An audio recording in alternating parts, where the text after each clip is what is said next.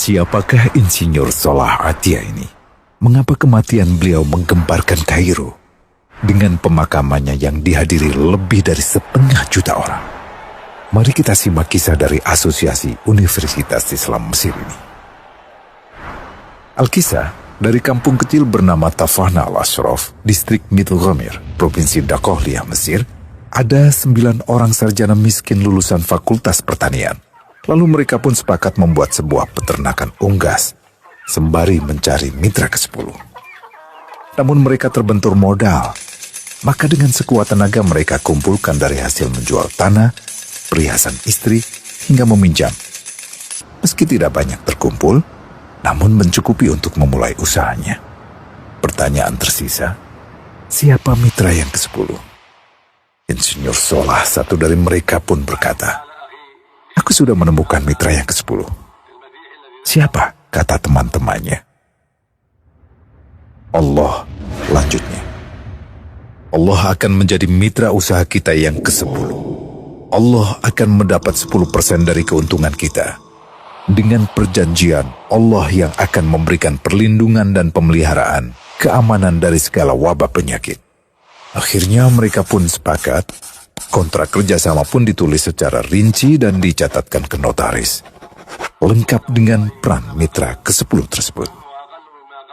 Tak disangka, setelah 1 musim bisnis mereka langsung meroket, jauh dari yang dibayangkan sebelumnya. Lalu mereka pun kembali bersepakat menambah jatah keuntungan mitra ke-10 menjadi 20% di musim kedua, dan begitu seterusnya hingga mencapai 50%. Lalu bagaimana keuntungan mitra ke-10 itu dialokasikan? Dimulai dengan membangun sekolah dasar Islam putra, lalu lanjut putri, kemudian sekolah menengah putra, kemudian putri. Tambah lagi madrasah aliyah putra, lalu putri. Tapi karena keuntungan terus membanjir, akhirnya dibentuklah Baitul Mal. Dan mereka pun mengajukan ke pemerintah untuk membangun universitas di kampung.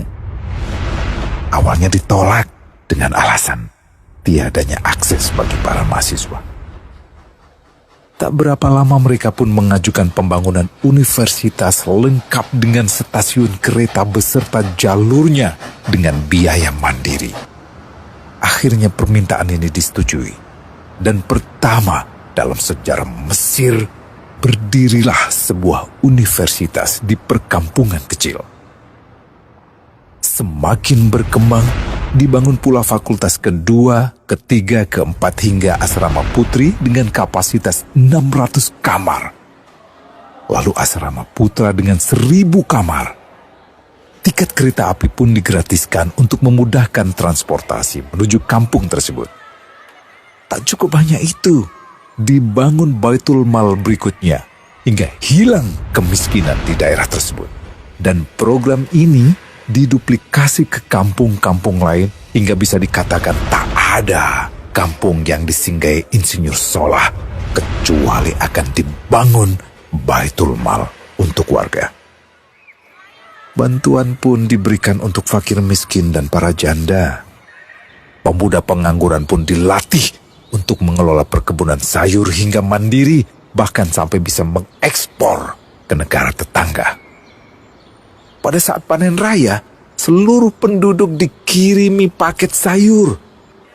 Di hari pertama Ramadan diadakan buka puasa bersama untuk seluruh penduduk desa. Mereka memasak dan hadir ke lapangan yang dipenuhi beraneka makanan. Disiapkan juga perabotan untuk gadis-gadis yatim yang ingin menikah. Dan ini semua merupakan sedikit dari banyaknya kebaikan yang dilakukan oleh Insinyur Solah. Hingga pada akhirnya disepakatilah keuntungan perusahaan 100% untuk Allah.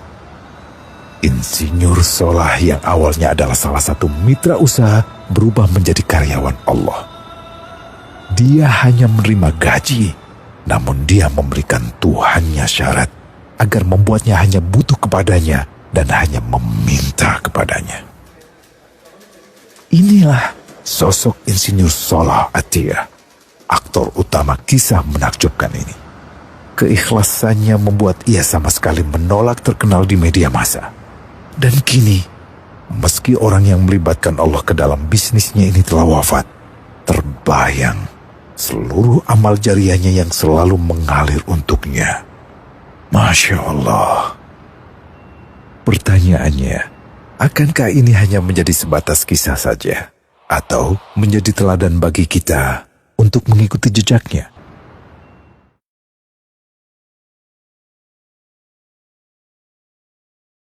Global Wakaf dari Global Islamic Philanthropy.